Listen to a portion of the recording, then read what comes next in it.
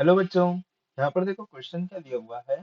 The slopes of windscreen of two cars are alpha 1 equal to 30 degree and alpha 2 equal to 15 degree respectively.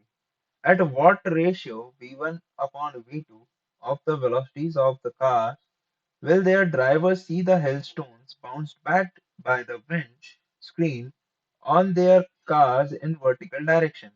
Assume hailstones fall vertically downwards and collision be elastic. तो देखो बच्चों, ये हमारे car की ऐसी ये wind होती है ना, मतलब विंडो। ये देखो, फ्रंट वाला जो आपका कांच होता है, ठीक है। तो वो हमें उससे विंड स्क्रीन से कंफ्यूज नहीं होना, वो फ्रंट वाले कांच की बात कर रहा है। So alpha 1 is equal to 30 degree आ गया बच्चों, है ना, समझो। अब हेलस्टोन तो वर्टिकली गिर रहा है, ठीक है। लेकिन v1 की जो मतलब कार की जो वेलोसिटी आएगी वो कुछ इस डायरेक्शन में आएगी, है ना। आपके हेलस्टोन्स तो वर्टिकली गिर रहे हैं with the velocity v minus जे के में आएगा, ठीक है। तो ये हो जाएगी relative velocity. Okay, this will be the relative velocity of the hailstone. तो मान लो दे आर लाइक स्ट्राइकिंग। तो यहाँ पर से देखो, इसमें अगर मैं एक परपेंडिकुलर बना लेता हूँ तो इलास्टिक कोलिजन है, तो जितनी वेलोसिटी से आएगा उतनी वेलोसिटी से जाएगा, और ये वर्टिकल हो जाता है उसके बाद में, है ना। तो velocity of hailstones with respect to car. तो मान लो if this angle is beta, then this angle will be beta, ठीक है बच्चों। तो ये वाला एंगल कितना हो जाएगा, अब देखो ये टोटल एंगल कितना है मेरे पास, 90। समझना बात को ध्यान से, है ना बच्चों। अगर मैं ऐसे भी देख लूं तो ये टोटल एंगल 90 हो रहा है, तो ये एंगल हो जाएगा 90 माइनस 2 बीटा, ठीक है। अरे ये देखो ना, ये हॉरिजॉन्टल है बच्चों और ये वर्टिकल हो गया, तो ये टोटल एंगल 90, 90 माइनस 2 बीटा कर देंगे तो हमारे पास ये एंगल आ गया। ये वाला एंगल 90 है। एंगल सम प्रॉपर्टी लगाओ, तीनों एंगल का एंगल का सम होता है 180। तो ये वाला एंगल कितना आ जाएगा बच्चों, 2 बीटा। अब मुझे एक रिलेशन और मिलेगा, ध्यान से देखो, ये भी परपेंडिकुलर है।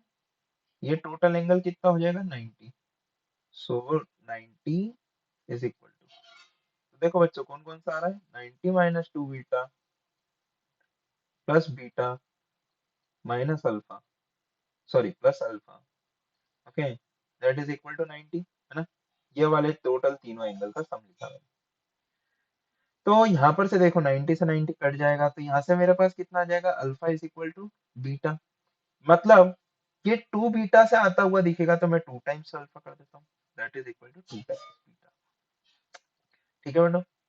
अब देखो हेलस्टॉर्म की वेलोसिटी, अब let's say this is v1, तो हेलस्टॉर्म, तो 2 10 2 beta is equal to, can I say v by v1, sorry v1 by v, okay, 10 2 beta is equal to v1 by v।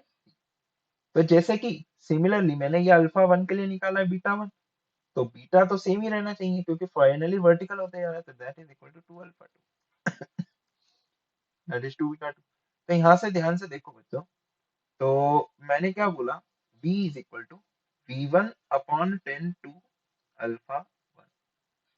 Similarly दूसरे case के लिए मेरे पास कितना आ जाएगा बच्चों, v is equal to v2 upon में 10 टू अल्फा। ओके, नाउ हमें v तो सेम ही रहेगा, तो इसको इक्वेट कर दो, तो v2 by 10 to alpha 2 is equal to v1 by 10 to alpha 1। Okay बच्चों, तो हमें क्या निकालना था, v1 by v2। So v1 by v2 is equal to 10 to alpha 1 divided by 10 to alpha 2। Okay, so v1 by v2 is equal to कितना आ जाएगा बच्चा, अल्फा 1, तो that is 10 60 degree upon 10 30 degree, ठीक है बच्चों। 15 का डबल इज 30, तो v2 is equal to 10 60 degree is root 3 and 10 30 degree is 1 by root 3। so v1 by v2 is equal to कितना आ रहा है बच्चों मेरे पास, 3 के बराबर। Okay, thank you.